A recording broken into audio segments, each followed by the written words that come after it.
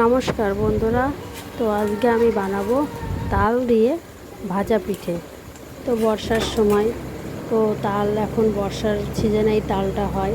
তো তাল দিয়ে অনেক রকম কিছুই বানানো যায়।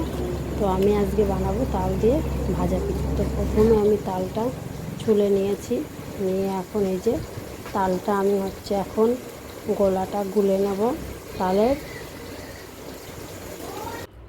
তো আমি এখন এই যে তালটা ঘষে বের করে নিচ্ছি। তো ঝুড়ি দিয়েও ঘষা যায়, ঝুড়িতে ঘষলে হয়। তো আমার কাছে তো ঝুড়ি নেই, তো আমি ওই জন্য এই যে এই ছাঁকনি দিয়ে ঘষে নিচ্ছি। ঘষে এখন আমি এই যে তালটা বের করে নিয়েছি। আর আমি আমি এখন ভাজা পিঠের জন্য এই যে আমি গোলাটা গুলে নেব। তো আমি 2 বাটি চালের গুঁড়ি দিয়েছি আর 2 বাটি ময়দা দিয়েছি, দিয়ে আমি চালের গুঁড়িটি এখন গুলে নেব। তো আমি এখন এই যে চালের গুঁড়ি আর ময়দার ভেতরে এই যে লবণ দিয়েছি আর এই যে মৌরি দিয়েছি। মৌরি দিলে পিঠেটার স্বাদটা অন্যরকম লাগে, খেতে ভালো লাগে। তো দিয়ে ভালো করে এই যে আমি মিশিয়ে নিয়েছি। এখন এই যে চিনি দিচ্ছি। তো তোমাদের মিষ্টি অনুযায়ী তোমরা চিনি দেবে, কেউ মিষ্টি কম খায়, কেউ বেশি খায়। তো সেই অনুযায়ী তোমরা চিনি দেবে। দিয়ে ভালো করে মিশিয়ে নিয়ে এই যে আমি তালের গোলাটা দিচ্ছি। এখন তালের গোলাটা দিয়ে ওটা মাখিয়ে নেব আমি। তালের গোলাটা গুলতে হবে, বেশি ঘনও না আবার বেশি পাতলাও না। তো আমার এই যে গোলানো হয়ে গেছে, এখন আমি দুধ দেব। দুধ দিয়ে আমি গুলছি।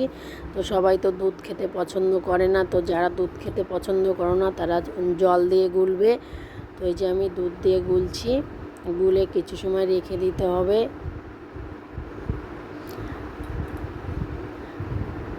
আর এই যে সুজি দিচ্ছি, সুজিটা ভিজিয়ে রেখেছিলাম, পুরো নরম হয়ে গেছে। তো সব কিছু দিয়ে মাখানোর পরে আমি সুজিটা দিয়ে আবার কিছু সময় মাখিয়ে রেখে দিয়েছি।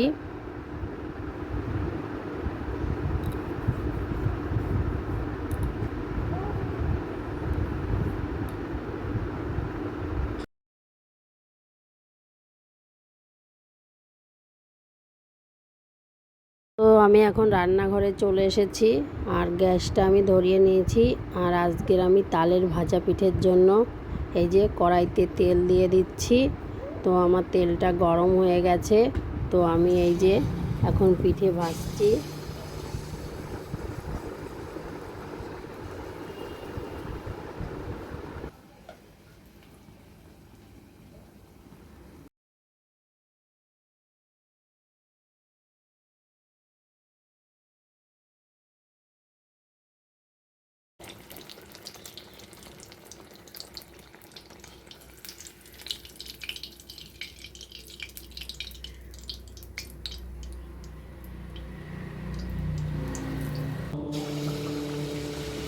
তো এক একটা করে আমার এই যে পিঠে প্রায় ভাজা সব হয়েই গেছে।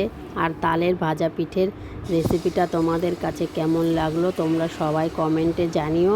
আর তোমরা এই যে তালের ভাজা পিঠেটা বাড়িতে করে খেতে খুব সুন্দর হয়েছিল। আর পিঠেটা পুরো ফুলে গোল হয়ে গেছে, আর পিঠেটা কত সুন্দর নরম হয়েছে তোমরা দেখেই তো সবই বুঝতেই পারছো। তো আজকের রেসিপিটা কেমন লাগলো তোমরা সবাই কমেন্টে জানিও।